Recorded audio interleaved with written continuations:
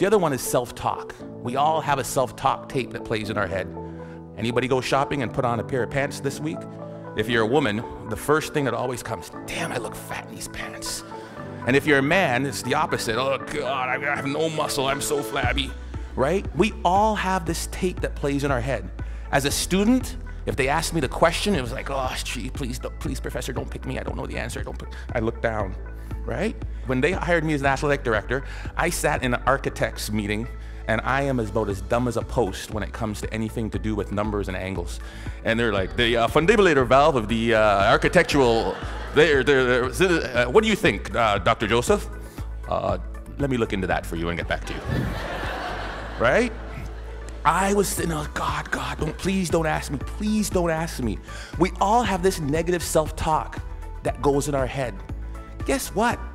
There's enough people that are telling us we can't do it, that we're not good enough. Why do we want to tell ourselves that? We know for a fact that thoughts influence actions. We saw it there with the video Dr. Levy showed. Right? We know that our thoughts influence actions. Why do we want to say that negative self-talk to ourselves?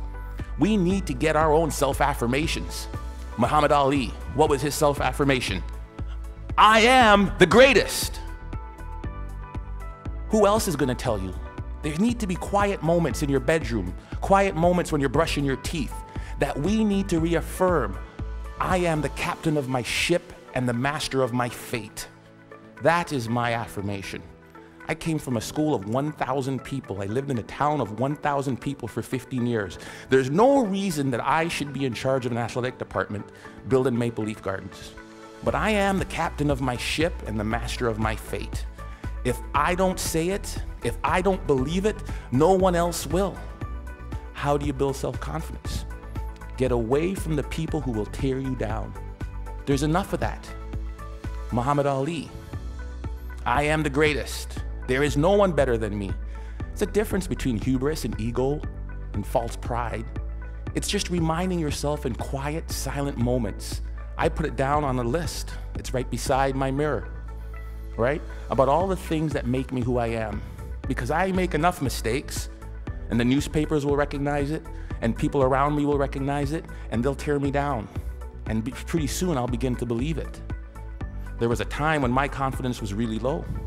There was a time when I took this job, when I came from Iowa, I don't know if I could do it. I had to bring out my self-confidence letter. A letter I wrote to myself when I was feeling good. Ivan, congratulations on getting your PhD before 40. I am 40, under?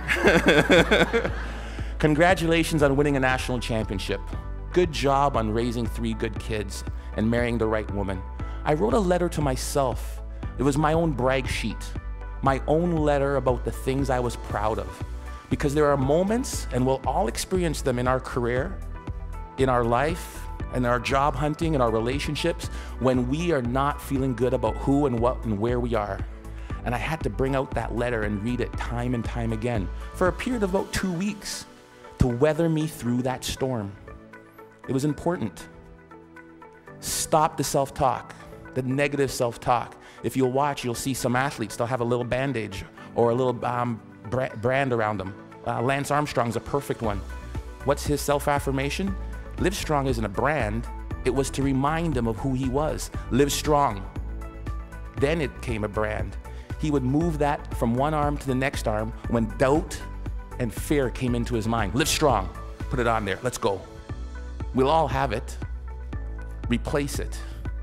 2 ways to build self-confidence.